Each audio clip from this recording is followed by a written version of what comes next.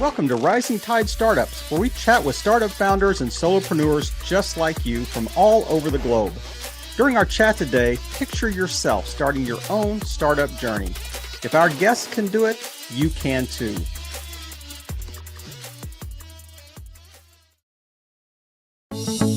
Every episode of Rising Tide Startups is sponsored by Podbrand Media. Let Podbrand create and host your company branded podcast. Learn more at podbrandmedia.com.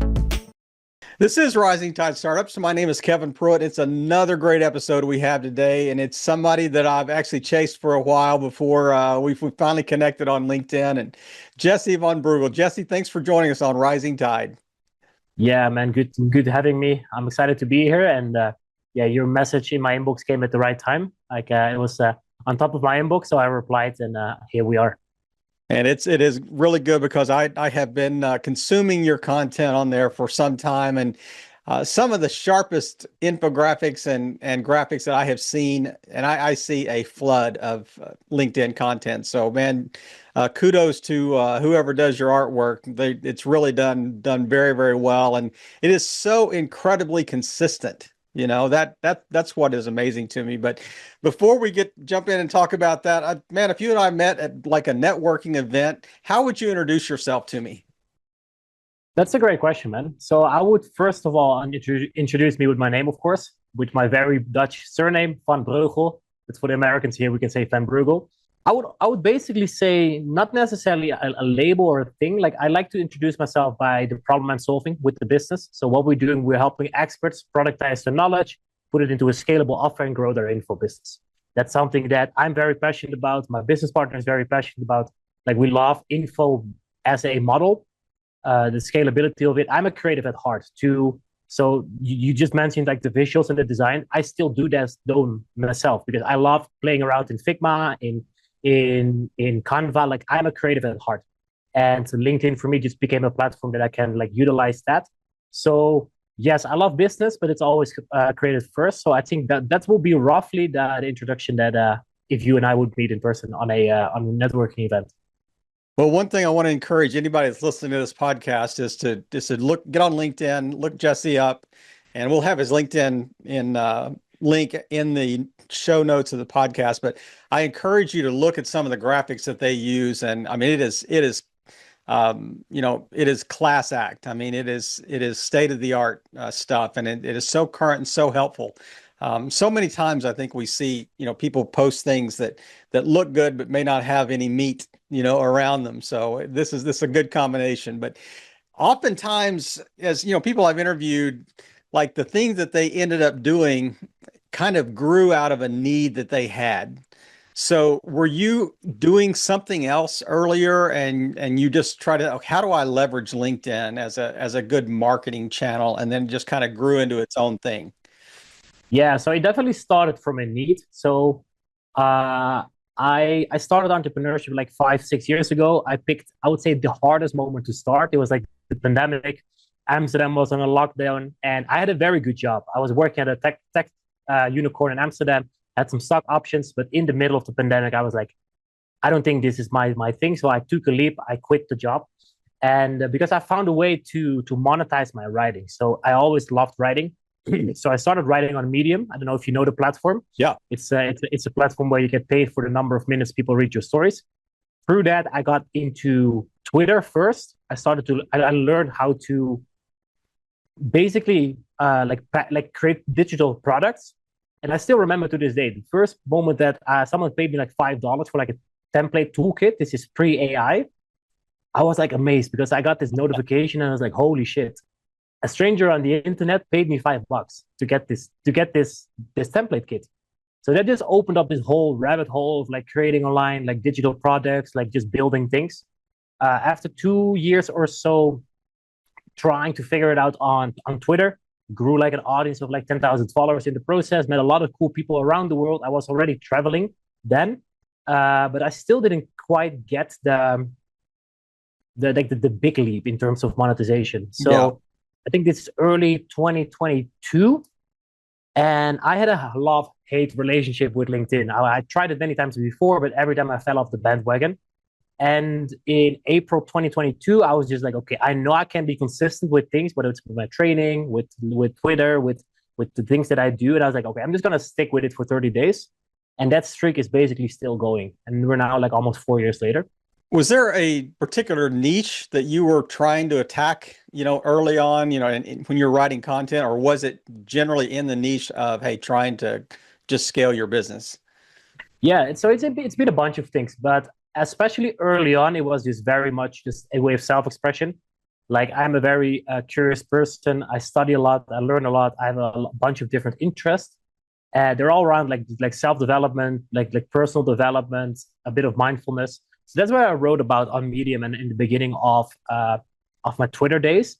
Through that, I built a personal brand. So then I started writing about building a personal brand and writing about growing on Twitter. So it's always been a bit meta. Like I do the thing and then I write about it to create content to help others do the thing. Yeah. And that's also how it started in the beginning on LinkedIn.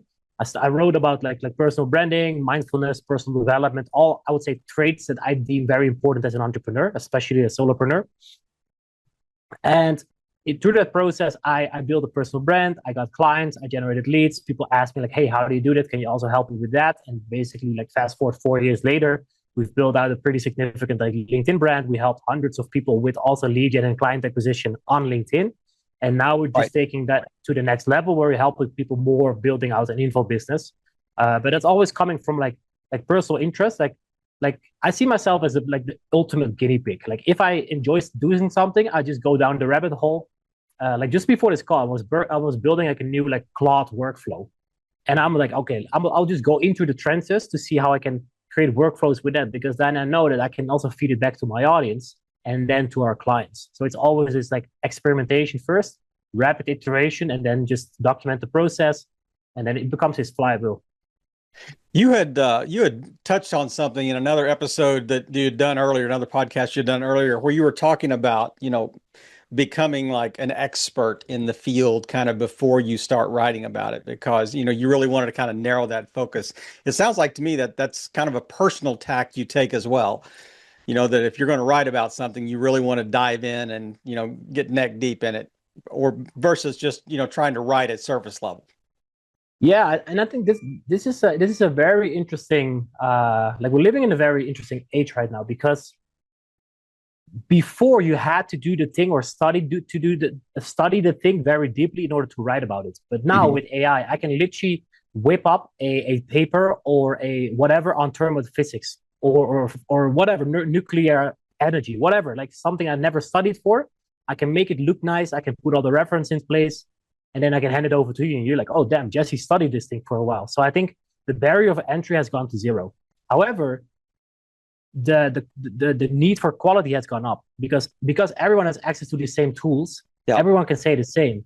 It becomes the differentiator. So in all our things that like I talk a lot about content with all of our clients, and I think if there's one meta lesson that I tell them every time, it's like, say the things only you can say. Yeah, like I can write what you said. Yeah, you and I can write the same piece of content about podcasting, but I assume you have done hundreds of these and I have done a few, right? So you have way more. Naval Ravikant talks about specific knowledge, like things you can only learn by doing the thing and being in it and absorbing it and stuff like that. Like I've done bodybuilding in the past. I run a lot. I train a lot. So through that, I learned a lot than someone that's just book smart. So being an expert, I think, has just become a different dimension. Like you can be book smart, but you lose the nuance. And I think that's one of the biggest opportunities on LinkedIn these days, because anyone can sound smart, but it's about like value and nuance and depth and specificity and personality and saying the things only you can say. Like I said, you and I can both write about the 7 things how podcasting can change your lives, but you can lead that post in after interviewing 150 experts in the field. I've learned 7 unorthodox lessons. Check them out. Yeah. I cannot write that because that will be blatantly like lying, but you can write that. Yeah. So then the post will be the same, but your hook will be 10 times stronger than mine. Is there some add-on that you have to have as well that to really be effective? I mean, do you have to have not just the knowledge, but do you have to have a unique take or a controversial take or something that is an additional differentiator? Yeah, I think we all have a unique take, right? Like you and I, we can experience the exact same situation, be in the exact same room, but you interpret that different based on your background, your day, if you're hungry or not. Like when I'm hungry, I get impatient. But when I just had a good mood or a good food, I'm perhaps in a better, more receptive mood. Yeah. So again, our experience or interpretation of a situation is always different. So we all have a unique one of one like perspective.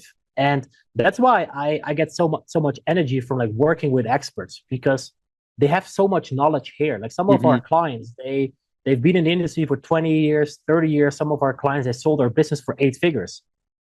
But they are like at the beginning of content creation, you're like, I don't know nothing. And then I sit them down and I'm like, yo, bro, come on, look what you've done. But I Yeah. think we all have kind of like this imposter syndrome. Sure. And it's necessarily just like, okay, understanding I need to get my story out there, but it becomes an okay, you need to have a system for it. Like I'm a big systems guy. Like I always tell our clients, you're not a content creator, you're a business owner. So we just have to build a system for your marketing. LinkedIn is just a task on your list. It's just a task on your calendar. Same for me. I don't spend the whole day on LinkedIn, even though I have a massive audience. No, Hmm. it's a part of my week. So by just building processes for experts to extract their knowledge, it becomes more of it becomes like a, yeah, like an extension of who you are. Because I believe we all have specific knowledge, we all have expertise, we all have done something, we all have interest. You have personal interest, I have personal interest. And then, of course, in the journey of expressing ourselves online, it's a way of figuring out how to package that in such a way that it also becomes interesting for someone else. So you said something really interesting there about, say a founder or CEO or just an expert in the field that might have imposter syndrome or may just really truly not understand, how they would express the knowledge that they have. How do what's kind of the three-step process that you go through that says, okay, this is how I'm going to help Kevin, extract the knowledge he knows about podcasting, that I'm going to draw this out of him as part of the process. How do you get started with that? Okay, that's a good question, but I would say that's already, yeah, under the assumption that we know that you're going to talk about podcasting, right? Oh yeah, So yeah. if I we jumped in take, step four. yeah, but that's fine. But I will take one step back also for the audience because perhaps they haven't figured it out yet. I would just be it would be like a conversation between you and me, and then I'll be like, hey, Kevin, what excites you? What is something that if money wouldn't matter, what would you be doing tomorrow with your time? We usually will be like, okay, I will be podcasting people, or what is the stuff you watch on YouTube? What is the stuff you talk about with people when you talk about business or hobbies, stuff like that? What what advice do your friends call you for X, Y, and Z. Not what wakes you up at night, because I think that's more usually like the the problems we have. But like I think we can all remember times that we wake up excited to work on a project, or we make it like a late night shift because we're working on this thing. Yeah, it doesn't So I seem think like that's work. exactly. And again, to quote Naval Ravikant, you want to find work that feels like joy, that feels like play, because Hmm. then you can play it endlessly. And we want to find, as entrepreneurs, we want to find infinite games, because then we can just keep playing, keep playing, keep playing. So I think just already like just looking how someone spends their time, whether it's actual their time or their cognitive time, is a great way to start from that. Look at projects you've done. Look at perhaps I wouldn't say like a resume per se, because I don't want people to just to talk about like specific jobs, but in that there are stories. I can Hmm. think back of my corporate career. It was like not long. It was like three years or something. But in those different jobs, I can extract some of the stories that I liked or the things that I don't like, and that just gives Yeah. me fuel to take a step, because all that I do with our clients is to help them get to the next step. Like we don't have to get extreme clarity on the end destination. We need to be directionally right. And it's the same with people figuring out what direction they want to go. Find three things. Start writing about that. Start consuming more content about it. Start thinking more about that, and eliminate the rest. That's So, I think a good starting point. so when you hit, what Seth Godin would call the dip, in the like say early days, and when you were really kind of getting back into LinkedIn or whatever, what was the motivation of, let's say the first 90 days and you were doing things very consistently and you weren't getting much traction and, not many people were commenting or liking your posts or, they weren't being shared. What motivated you to just kind of push through that resistance? I will give you two answers because on LinkedIn, I would say I'm seasoned, but I'm also currently doing other platform where I'm an absolute beginner. So I feel that struggle. Yeah. On LinkedIn, like I said, it helped me just to put out this streak. I'm like, okay, I don't care about the results. I know I can focus on the inputs. I can't control the outcome. I can't control like how many people like my post, how many views, but I can control the inputs. So I started posting every single day. And after 2-3 weeks, I was like, okay, this is easy. I can do more. So I went to 2 posts a day, 3 posts a day. But then I saw my overall metrics go down and I was like, okay, I spent a lot of time writing. Let's go back to 1. But in that process, what I did, I built the skill of writing. Yep. So that was my price. And I am a person that I like when the streak goes, I don't want to break it. So I started playing a game with myself. I'm like, okay, it's not about the post. I just don't want to break the streak. So that's how I got like momentum from LinkedIn. And then suddenly you get a more of a positive feedback loop. People start to like, people start to comment, people start to ask questions, people start to sending DMs, you start to get some traction. And that's dopamine.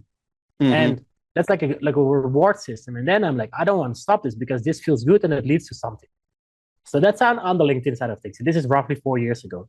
On the other side, and this is present day, I am reactivating my YouTube. My YouTube is very tiny, but I get very excited because I see small little blips of like growth. And again, I understand that in order to get where I want to go, like to grow that as like a consistent revenue channel as well for our business, I just need to focus on the inputs. I need to focus on, currently I do 2 videos a week.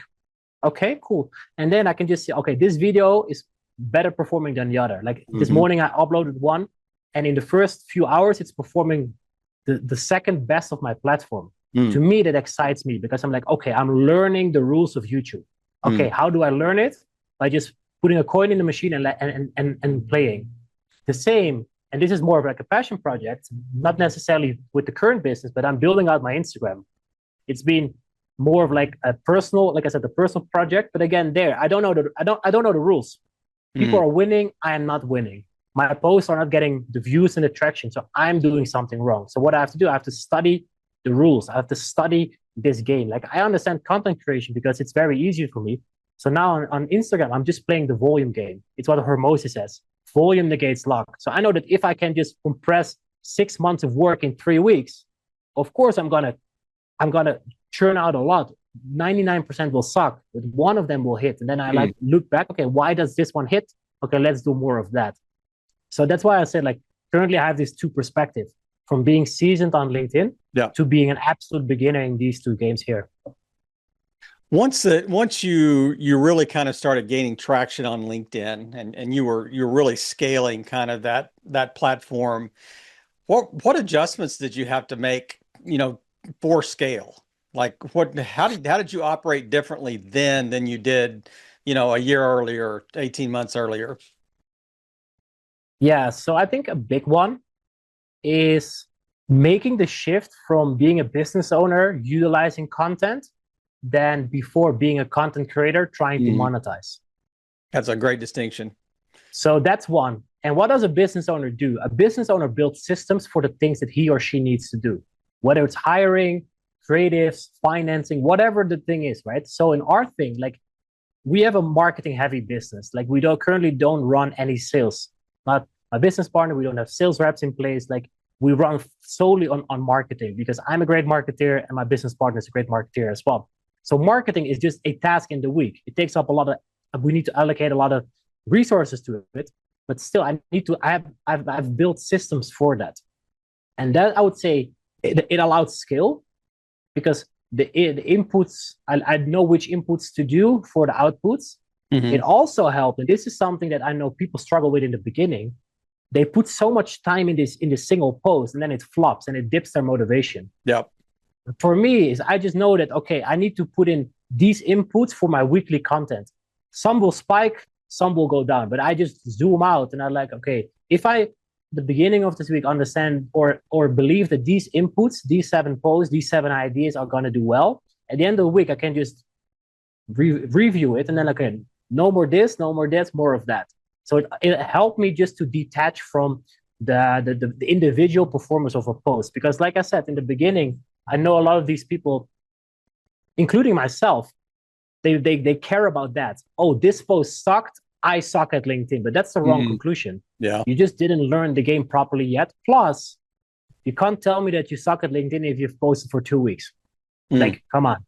Like that's BS, right? Yeah. So I think just thinking as a business owner, and not necessarily to make things like super complicated, but like a very simple like model what I already help with some of our clients is in terms of like content creation, split ideation and creation, because we just need different parts of our brain.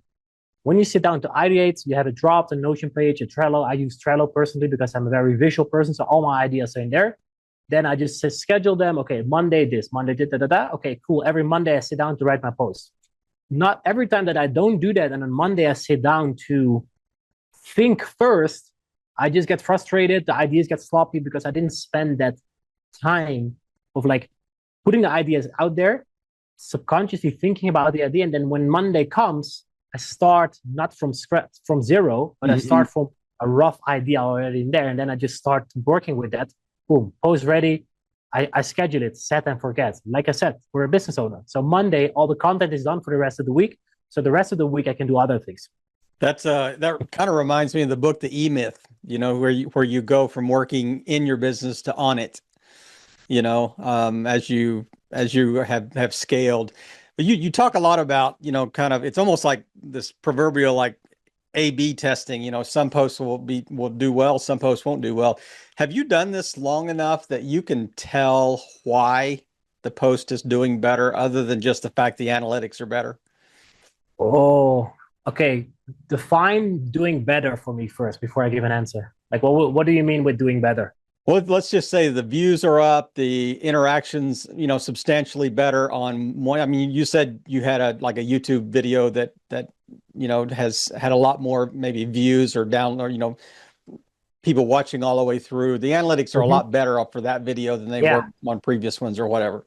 Cool. So I will keep it on the LinkedIn platform because on YouTube, like I said, I'm still a beginner. Perhaps if we have this conversation in 6 months, I can give you some answers there. But in terms of like LinkedIn, like the hook is everything. Like it's cliche what people say, but if your hook is shit, people don't see the post. So by just writing thousands of posts, both for my own account, but also back in the days I did ghostwriting for a lot of clients, but still now I see a lot of content from our clients as well. So the hook is everything. Like I think there is a quote in like paid advertisement that people spend like 80% of the marketing budget on like the hook. It makes sense, right? Because if you don't hook them in, nothing really happens after that. So when a post, let's give you this example. So when a post flops, what I do is I look at the hook and the visual, because all 99% of my posts have a visual.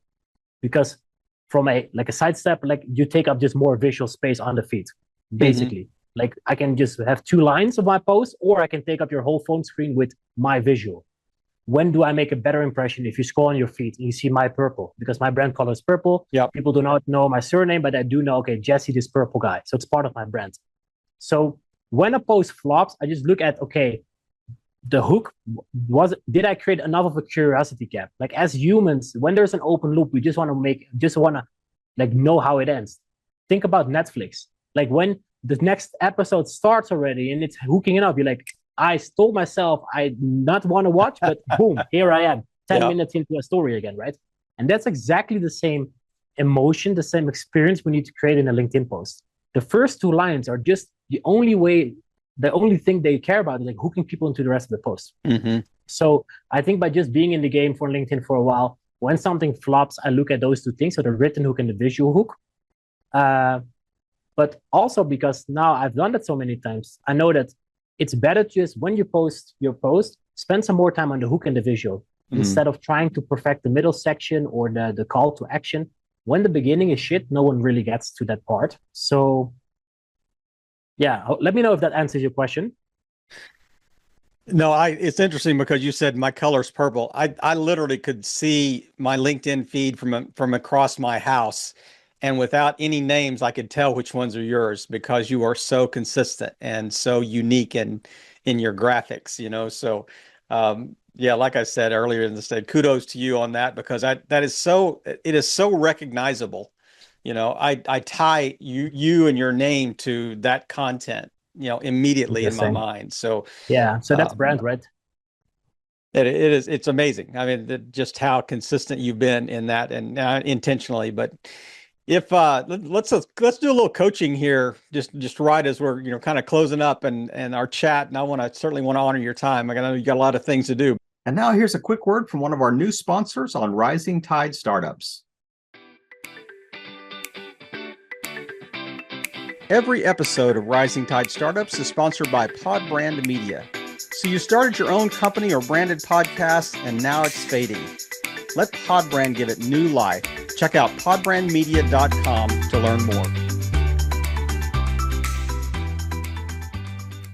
If you were, just had listeners here that were saying, okay, yeah, I really want to double down on LinkedIn. So what are kind of the first step or two, three steps that you would coach somebody to take to really, set themselves up in a position that, they could be successful moving forward? Yeah. So the first thing is where I would start is getting some clarity on like what problem do we actually solve. So a good way to start about that is what I call the brand statement. It's comprised of three things. Who do you help? What problem you solve? And how do you deliver it? So big thing of LinkedIn, like the profile is the headline. Like people overcomplicate it, but I'm just always like, okay, when you don't know where to start with this formula. I help who with what by how so that they can result. So the who is your target audience, the what is the problem you solve, the how is your method, your system, your strategy, and the result is their dream outcome, right? So that's literally it. Like that can be a very simple formula for people to already get some clarity on that. Will that be your brand statement, your tagline for the rest of your life? No. Is it a step in the right direction? Yes, because it eliminates a bunch of things. And as you get more clarity through your content, to the sales conversation you had, you can dial it in. So that's step number one. Step number two is always content. Like I'm a content first guy. Like people say like outreach is important. I'm like, yeah, I understand that, but content is leverage. Like I can write a post and it can reach 10,000s of people overnight, but I can't send 10,000 messages on LinkedIn, like even not with automations and shit. So content first. Then people are like, okay, I don't know what to write about. And I understand it because that was once me. So I don't think we have time to go super specific here, but I think a post that has a combination between some education and some authority building, right? You can, in your case, you can help people, I don't know, start their podcast with like 5 or 6 steps. That's the education part. But then the authority part is where you infuse things you've learned from doing 100 plus podcasts, or the things that you've learned now compared to the beginning, right? Yeah. So I call this authority content. Like you say the things only you can say. You still educate, but it's around the things you've done. You're not reciting a book. Right. So the big meta there is saying the things only you can say. Like we're in 2026 right now. If there's one content lesson that I want to give to everyone, it's that: say the things only you can say. When you write a post and it's good, it's a litmus test. Did I say something that only I can say? Or even better, like if I put this post and remove the name and the profile picture, can someone else copy this post? If the answer is yes, it's not specific enough. Sure, people can copy my post, but at least they need to change things because I say things that only I can say. Whether it's after 5 years of doing X, or whether it's with John, I did blah, blah, blah, or personal belief, personal interest, or things that, let's say, like I said, I train a lot, I run a lot. Sometimes I make a post about like the correlation between entrepreneurship and running. Someone can still take it because I'm not the only entrepreneur that is very active physically, but still it's my spin on something. Yeah. Right. So specificity, personalization, like uniqueness are things in there. Early on, I think infusing your post with some case studies and stuff like that is good. But I think that's just part of like the authority content. I don't necessarily advise people to go full sales mode from the start, because Right. if you're just starting out, people don't know who you are. Mhm. And some people say like trust is at an all-time low, et cetera, et cetera. I don't know exactly if I believe in that. Sure, selling online has become much harder in the last few years because there is just more competition. AI is more sophisticated. I think most markets are being more sophisticated. But at the same time, this gives a beautiful opportunity because most people quit early on. And at the same time, the more you can just say the things only you can say, you create this market or this bubble almost for yourself. So I I think love those it. are the two things. Yeah. And last one to add, Go ahead. Kevin. I think the other thing to especially beginning people is just add some qualified people to your audience. So fix the profile, get some content out, and then on LinkedIn you can send connection requests up to 200 people a week. Just figure out, okay, who do you want to help? Start connecting with those people. Don't pitch slap them, but like, hey, X, good to connect. Boom. Yep. Keep it simple. Because what happens, this is a compounding effect. The more people you have in your active network, the more people from step 2 see the content. Then it becomes a flywheel. Because when people start to engage and interact with your content, it gives you the beautiful opportunity to reach out to them. But then it not becomes like cold advertisement. No, they've seen your content. So then you reach out, start a conversation, and perhaps you can help them with something. How many of your followers do you think see your content on a regular basis? I mean, what do you think the percentage is?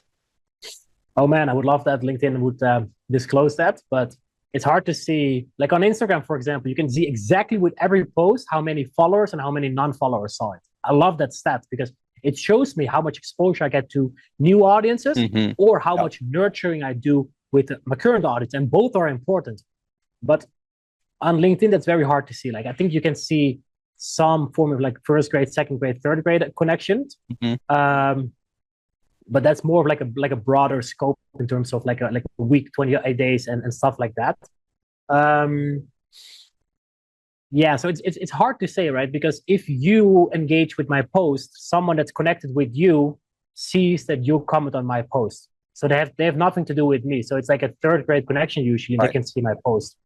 However, I can see the data based on let's say average numbers of a post is only being shown to my audience or that it goes viral. So I post a lot like viral lead magnets. I think since August or something, 40% of our lead magnet posts have gone viral, which means that more than 1,000 comments. Wow. I would argue that's one of the most viral traders in that specific realm.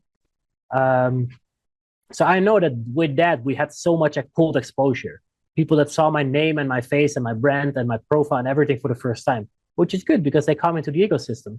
But at the same time, I still want to nurture them through content that's valuable. So there will always be, if you want to go straight after new people, it's good, but you also need to, I'd say, nurture the existing people already in your audience. You see a lot of people post, do a post that says, hey, I'll send you this resource if you comment a certain word. Does it matter if they're doing comments like that or if they're comments that engage with the post, or it doesn't matter? It's just sheer numbers? Matter for what? Does it matter like when you're saying it'll go viral if we have 1,000 comments? Is that one of the reasons that people are doing that, is so they're just blowing up their comment numbers, to make sure that the post is, I use this in air quotes, viral. Yeah, it's a way of getting attention, right? Like and without traffic, nothing really happens in a business. Yep. Especially not with an online business. So you need traffic in order to grow as a business, right? But there are different aspects to it. Like I think lead magnets specifically have gone a bad rap because people promise X but don't deliver X. For me, integrity is very important. So even with the massive numbers we have, like we have weeks with like thousands of comments, we always make sure that we send it very delayed with some lead magnets because there is such a backlog. We always make sure that people still get the resource.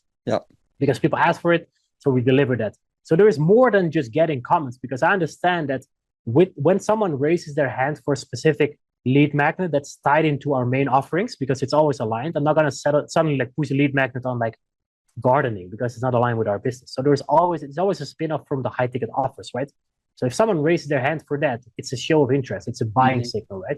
Perhaps not necessarily directly, but the moment I share this resource with them, it's a make or break in terms of trust. It either goes up, they're like, oh damn, Jesse gave me value, or it goes down. Oh, this sucks. It's not according to my expectation. So it's an important moment. So yes, we're getting traffic on the front end. Yes, you're getting engagement in terms of comment.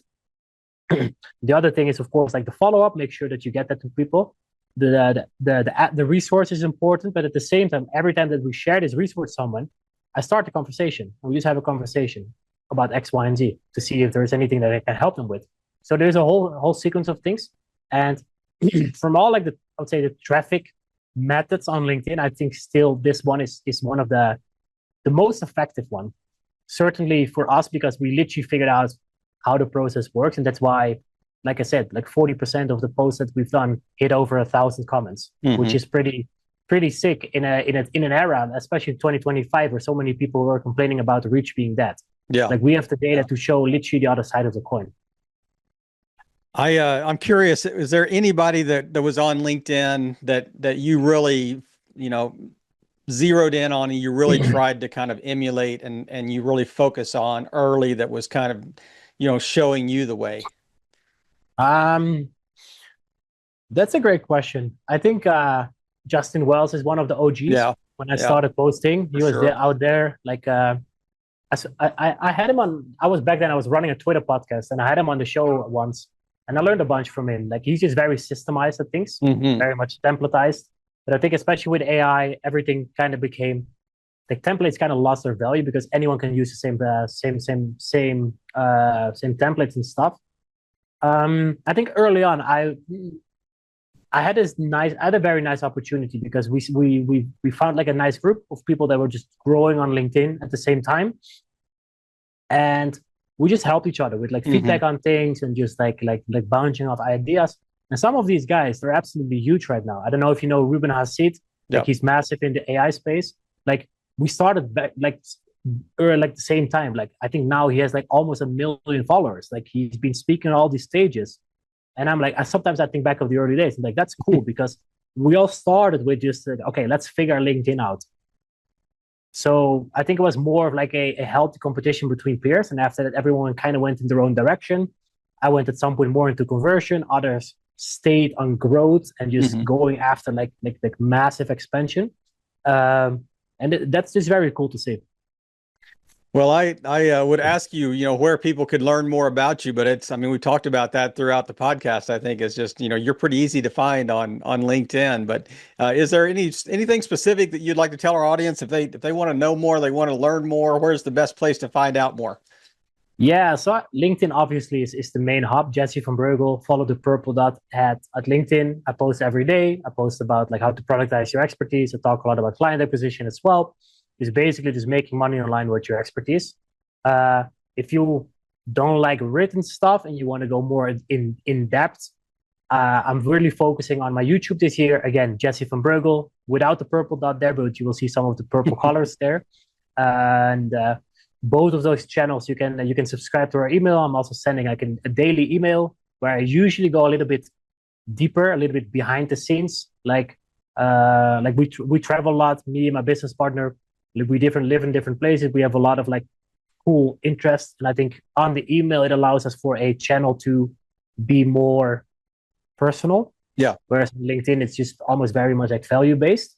So I'd say those are the two main platforms where people can reach out if they want to learn more, or just simply say hi. Hey Jesse, I listen to the Rising Tide podcast, and that's always cool to hear, of course.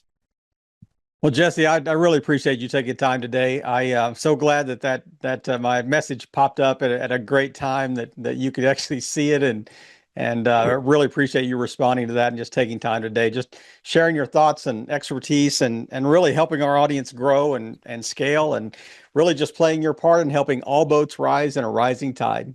Jesse, thanks again. Have a great afternoon. Thanks for having me, Kevin. It was a good chat.